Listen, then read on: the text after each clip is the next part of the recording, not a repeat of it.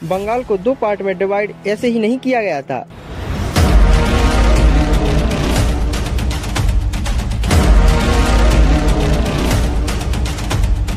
उस समय का बंगाल आज के बंगाल से बहुत ही बड़ा था। अंग्रेजों को ये चीज समझ में आ गई थी कि हिंदुस्तानियों में रिलीजन के बेसिस पर फूट डाली जा सकती है।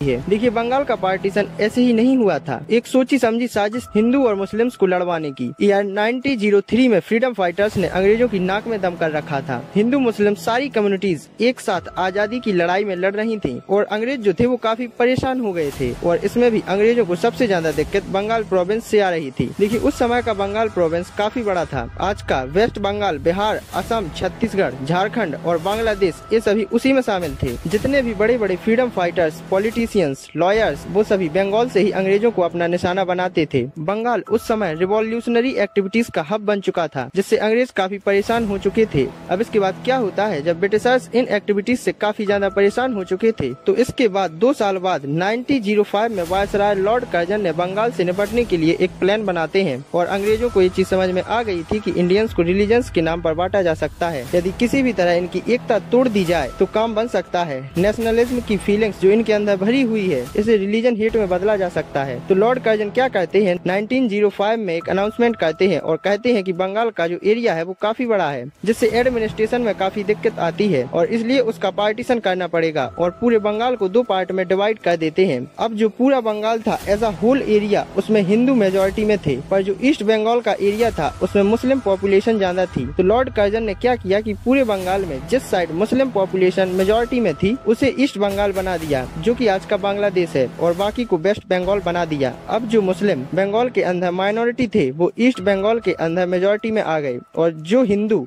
मेजोरिटी में थे वो माइनॉरिटी में आ गए। पर वेस्ट बंगाल में ज्यादा कुछ दिक्कत नहीं आ रही थी, और वहाँ के लोग भी काफी नाराज हो गए थे क्योंकि उनके हाथ से आधा बंगाल चला गया था।